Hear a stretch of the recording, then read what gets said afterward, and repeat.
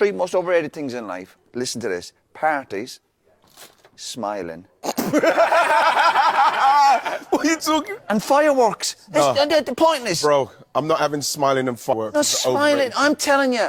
Right, smiling I'm never and again going to a party. Roy Keane is many things, a football legend, one of the most favoured midfielders of his generation, and a pundit who pulls absolutely no punches. But what people don't always expect is just how funny he is, in the most relentlessly blunt, no-nonsense way imaginable. Whether he's fuming about a £4,000 programme or going to war with stag do's, Roy Keane makes zero apologies for being exactly who he is. I've never heard that Treat him before. like a human. I've never heard that before. What if he said 200 calories? I would have said, well, that doesn't seem like much. Exactly. It's going to be fucking 8,000, isn't it? He's 6'9". He trains 9 times a day. It's going to be a lot. And when he said it, you and Jim were like, oh, is it there? That's impressive. It's impressive. What did you have for your breakfast? Rice Krispies. Jesus Christ! Have you got a kid? I've got a little boy. He's jealous. We loved him. Yeah. 20 sacks a season. That's not enough. I'm telling you. The fridge used to do better than that. Roy made absolutely no effort to hide his contempt for players who get massages before matches, treating it like a personal insult to the game. His reaction alone said more than any tactical breakdown ever could. Thank you. And then the lads you get... I couldn't understand the lads who used to get massages right before the match. But they'd have a massage. There was a lad, we used to go away with Ireland, and he brought his own. Uh-oh. He had his own guy come with us. Anyway, that's another story. I used to be looking at him before the match, and you're going to do a big game, and he'd be having a proper massage like you'd have if you're away with your wife for a weekend. He's getting his back done. I'm looking at him going, you cannot be ready to go to battle. So by the time he came off the bench, he's been getting a massage for 40 minutes, and he's all kind of like loose. You're like... I go I get that. Yeah, quick, like 5 minutes. You're off. But these lads are getting their arms, and he's coming off and he's baby oil everywhere. Roy laid out his deep, unfiltered hatred for stag and hen do's in typically no-nonsense fashion, before admitting something about his own experience that made the whole thing hilarious. Self-awareness made it even funnier. The worst one is stags and hen do's. People who go on hen weeks, and women walking through the airport with like learner signs on it.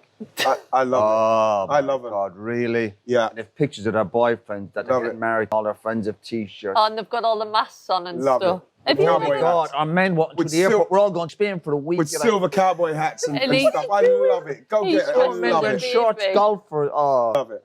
Have you never been on a stag do? One. Did you have one? Well, every week it was a stag to do. I've been on one stag. Roy described being asked for photographs at a party with the energy of someone recounting a genuine ordeal. For most people it's flattering, but for Roy Keane it's clearly a different experience entirely. Yeah, but who gets a photograph at a party? Remember that guy came up the other night? Oh, this guy now. The guy you were on about photograph at the party. was it? I don't know who he is, obviously. But it's come in the middle. There's no music, there's lights, and go, can I have a picture? Like, party? Not like a wedding. And you could see him, I spotted him a mile away. I could see him across the dance floor. You're like, he's getting a photograph. He was going to get a photograph. He starts manoeuvring, then he gets a bit nearer. Then he gets nearer, then he's next to you, and you're like, what is it? Roy told the story of being charged £4,000 for a programme and being absolutely furious about it, with every detail of the retelling making its outrage funnier. The fact that it's still clearly bothered him made it even funnier. Sometimes you try and do your bit with a charity. You're trying to get the bids up a little bit. I've done that once or embarrassing twice. sometimes, I've done yeah. a charity, Lancashire Cricket. I think it was for Bobby Moore's funding. Clive Tilsley got him. There was a quiz, and there was a programme. 1966 World Cup programme signed by all the players, and I'm saying I don't want to get involved in the bid, and they couldn't get the fee up. They were like £800, £1,000. They got Bobby Moore's wife. They said, we've actually got it insured for £4,000. We can't sell it for anything lower than that. So I'm sitting there and I'm really embarrassed. So I went, I'll go 4,000 to get it wrote. And the guy went, sold to Mr. King. I was only just trying to get it going. £4,000 for a programme, honestly. When the money he'd been promised at a charity football match didn't materialise, Roy made it very clear to the person responsible that there would be consequences. Only Roy Keane could turn a charity match into a stand-up. Before the goalkeepers were annoyed, not the, Yeah, the group, the lads. the players who came down were like, this is a great laugh, we're getting £1,000 each tonight. And 8 or 9 came up and no one scored. Yeah. Did you make some good saves? Yeah, I made 60 saves. Well, it was £1,000 for each shot. He broke his wrist. You bet your fucking life I diving down. Oh, God, like Peter Shilton. So I was diving on, honestly, and had a little bit of a laugh, but I think, again, I lost. Did they? And they paid you, right? Well, strangely enough, They were very slow in paying me, and this was where I kind of backfired a little bit. So the next day we did another friendly, as you do, you play 2 or 3 games. Again, it was down the Algarve. And the next game we were playing, and I was thinking, no one's fucking paid me yet. Yeah. And it was half time, and the game wasn't the way I was hoping it was going. So I'm having to go to the players. I went, listen, lads, you need to, better. And I went, and I better get my fucking money tonight. I did. I went, you better pay me that much tonight. I'm fucking telling them.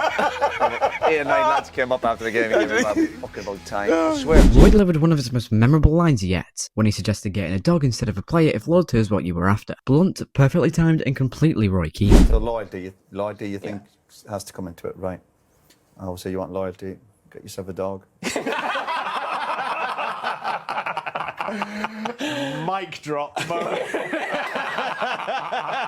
Roy made a joke about Jill Scott during a charity event that started bad and somehow kept getting worse with every follow-up. The fact that it escalated the way it did made it impossible to look away. I was playing a charity game at the weekend and Marlon Harewood absolutely smashed us. Yeah. He's big guy. Yeah, he was a big old thing on Marlon. I said, no, you have to. What was the game like? Was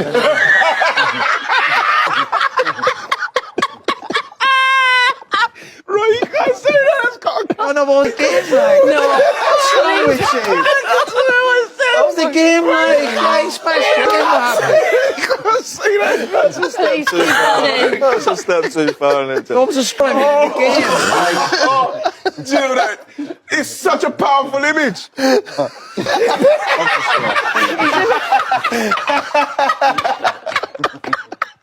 He's a big guy. Gary,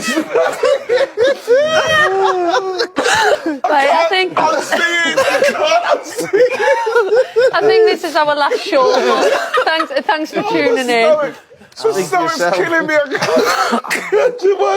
Oh, Jesus Christ. Oh, I need to remember God. you. What was the score, I mean, in the game? 6-7. Bring it round. Roy tried to save it. 6-9. 6-9. 6-7, 6-9. Oh, God, Jill. Roy looked back at his career with the kind of clear conscience that only Roy Keane could maintain, insisting he had nothing to answer for, despite a career full of moments that said otherwise. The complete conviction he said it with was funnier than any punchline could ever be. Roy, did you ever say sorry to anyone at any point during your career? I don't think I've ever done anything wrong. I didn't. In the dressing room or training. You should say sorry to me, Roy, for saying to me that a trophy cabinet full of losers' medals. That's the truth. At the time. Well, I must have said sorry in the dressing room after, if I'd been sent off. I definitely would have apologised. And I have no problem, jokes aside, if I've done something wrong, apologising. Absolutely no problem. Just in terms of as a coach, did you ever end up in a situation with a player like Sadio where you banished them? Yeah, a few. No, not more banished them, but I fell out when I was with manager Sunderland, Ipswich, when I was working with Martin with Ireland, and I looked and I analysed it, and I was convinced, and I still am, that I was right. No, I was. The lads I would fall out with were like idiots who never done nothing with their careers or their lives afterwards. So that gives me a bit of comfort.